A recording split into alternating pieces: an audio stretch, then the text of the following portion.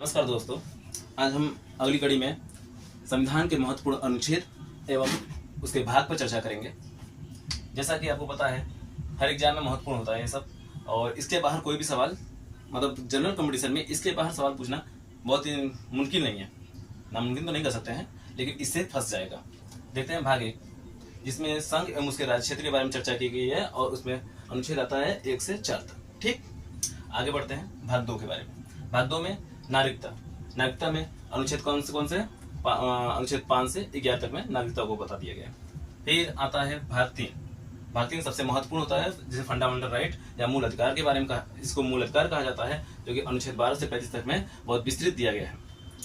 फिर अगला भाग है भाग 4, राज्य की नीति निर्देशक तत्व DPSP जिसको कहते हैं, अनुच्छेद 36 से 51 तक में बताया गया है।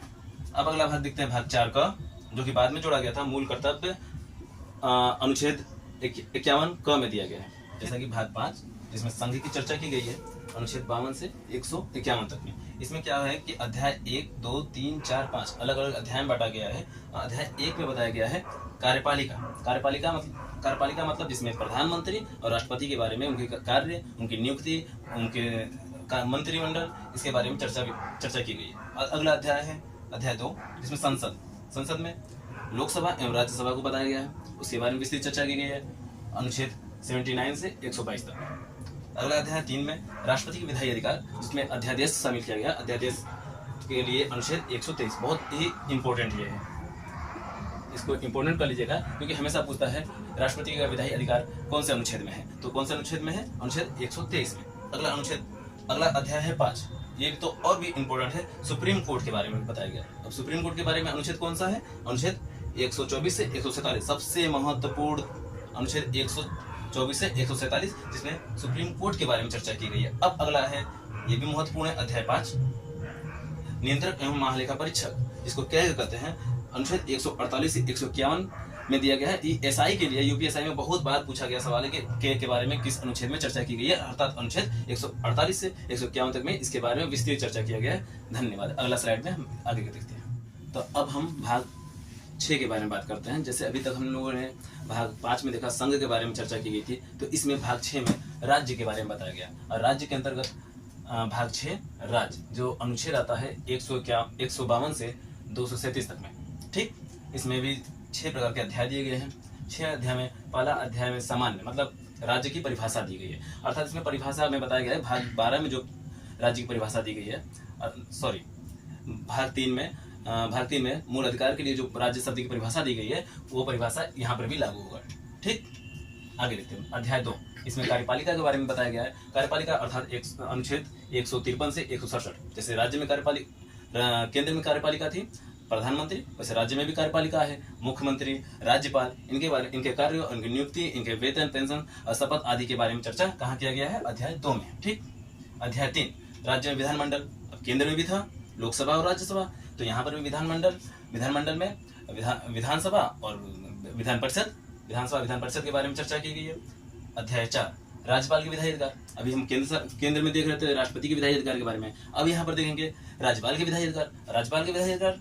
क्या होगा, ऑर्डिनेंस किसमें दिया गया, अनुच्छेद 213, याद रहेगा ना, वहां पर था 123, यहाँ पर 90 और बढ़ा देते हैं, 213 में दिया गया राज्यपाल के विधायी अधिकार। अब आते हैं महत्वपूर्ण हाई कोर्ट अध्याय 4, अनुच्छेद इसका सबसे महत्वपूर्ण पूछ लेता है। हाई कोर्ट के बारे में चर्चा किस अनुच्छेद में की गई है, तो 214 से 231 में 231 तक में हाई कोर्ट। अब देखते हैं अधीनस्थ न्यायालय। हाई कोर्ट से नीचे आता है जिला में जो न्यायालय होता है उसे अधीनस्थ न्यायालय बोलते हैं। अच्छा, उसमें कौन कौन, सत्य न्यायालय, जिला न्यायालय, ये सब जो है वो आ जाएगा आपका भाग 6 उसका अध्याय 6 में अधीनस्थ न्यायालय के बारे में बताया गया है, जो कि अनुच्छेद है 233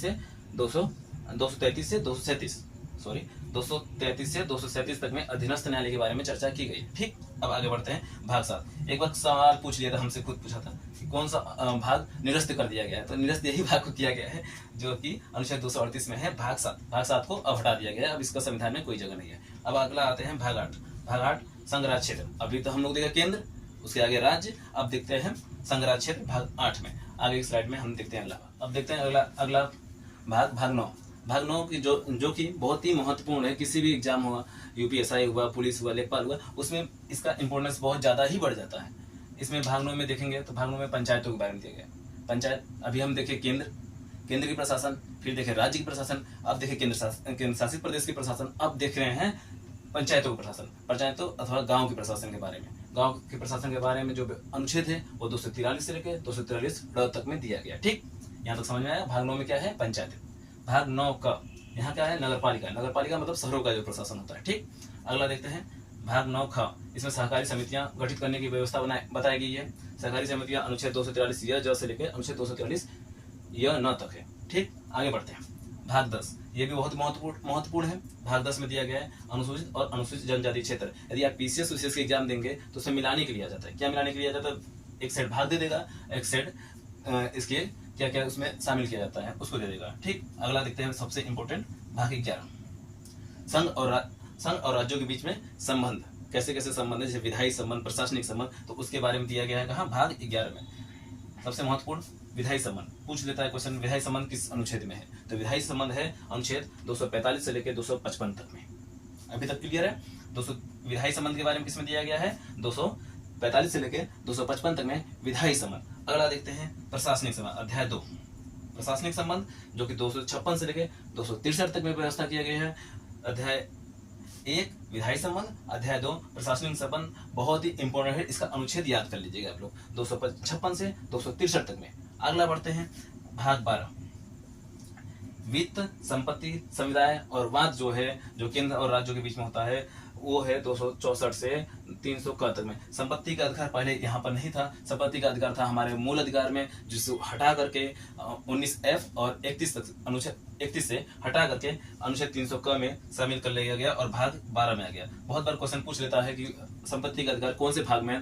भाग 12 में। अब देखते हैं अगले भाग पे देखते हैं, भाग 13। भाग 13 के अंतर्गत बताया गया है भारत राज्य क्षेत्र के भीतर क्या व्यापार करना है, वाणिज्य और उसका समागम। व्यापार, वाणिज्य और समागम किसमें बताया गया है? भाग 13 में। अगला भाग 14। यह बहुत ही महत्वपूर्ण है, जो कि सबको जानना भी चाहिए। आमतौर पे देखा जाए तो लोग इसकी तैयारी भी करते हैं। क्या? संघ और राज्यों के अधीन आने वाली सेवाएं। अब सेवाओं से तात्पर्य यहाँ पर क्या है? जैसे आपका यूपीएससी हुआ, टीसीएस का एग्जाम हुआ, किसके अंतर्गत आता है? भाग 14 के अंतर्गत। इसमें अध्याय 1 में कौन कौन सी सेवाएं आती हैं? अध्याय 2 में लोक सेवा आयोग, अर्थात उसके लिए कौन सी आयोग बनाए जाते हैं, वो दिया है अध्याय 2 में। इस अनुच्छेद इसका है 315 से 323 तक में। ठीक, आगे बढ़ते हैं भाग 14 का।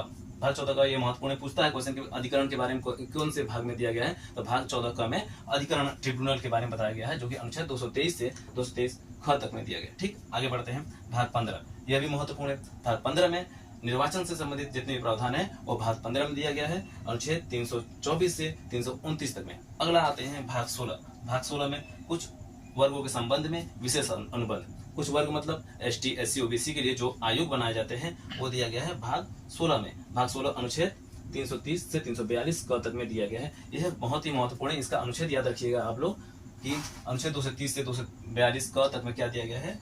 कुछ वर्गों के संबंध में विशेष अनुबंध, अर्थात ST, SC, OBC के लिए जो आयोग बनाए जाते हैं वो भाग 16 में दिया गया। अब सबसे महत्वपूर्ण भाग 17, इसको सबसे महत्वपूर्ण मान सकते हैं, इम्पोर्टेंट, वेरी वेरी इंपॉर्टेंट। क्यों? कि भाग 17 में राजभाषा, केंद्र अथवा राज्य की क्या राजभाषा होगी, वो उसके बारे में चर्चा की गई है भाग 17 में, जो कि 243 से 251 तक में। इसका अनुच्छेद, भाग और क्या दिया गया उसके बारे में याद रखना आपको बहुत ही जरूरी है। इसमें देखते हैं अध्याय 1 में दिया गया संघ की भाषा क्या होगी? संघ अर्थात केंद्र की भाषा, जो कि 243 से 244 तक में। फिर आगे आते हैं क्षेत्रीय भाषा क्या होंगी, जैसे आंध्र प्रदेश की भाषा, तमिल जो भी है, आंध्र प्रदेश की भाषा, तमिलनाडु की भाषा, केरल की भाषा, उसके बारे में। और अध्याय 3 में सुप्रीम कोर्ट और हाई कोर्ट की भाषा, अर्थात उस सुप्रीम कोर्ट, हाई कोर्ट में उसमें प्रावधान है कि वो अंग्रेजी में ही अपना पूरा कार्यभार देखेंगे, उनका लैंग्वेज अंग्रेजी होगा। अध्याय 4 विशेष निर्देश के बारे में।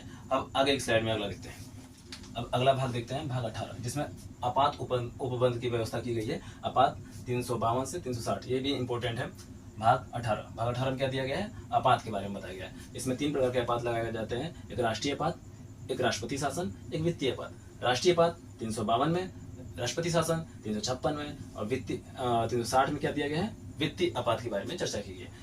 याद रहेगा 352, 356, 360 राष्ट्रीय पद, राष्ट्रपति शासन और वित्तीय पद। ठीक, आगे बढ़ते हैं। भाग 9 प्रकीर्ण के बारे में दिया गया है, जो कि अनुच्छेद 361 से लेके 367 तक। ठीक, आगे बढ़ते हैं। भाग 20 संविधान संशोधन, जो कि महत्वपूर्ण है। संविधान संशोधन कहाँ से लिया गया है? दक्षिण अफ्रीका के संविधान से यह अपने भारत के संविधान में शामिल किया गया है, जो कि अनुच्छेद 368 में बताया गया है। ठीक, आगे बढ़ते हैं। भाग 21 इसमें अस्थायी संक्रमणकालीन और विशेष उपबंध के बारे में बताया गया है, अनुच्छेद 369 से लेके 392 के बीच में। ठीक, आगे बढ़ते हैं। भाग 22 जिसमें संविधान का संक्षिप्त नाम, उसका प्रारंभ कब किया गया था, अनुच्छेद 393 से लेकर 395 तक। धन्यवाद।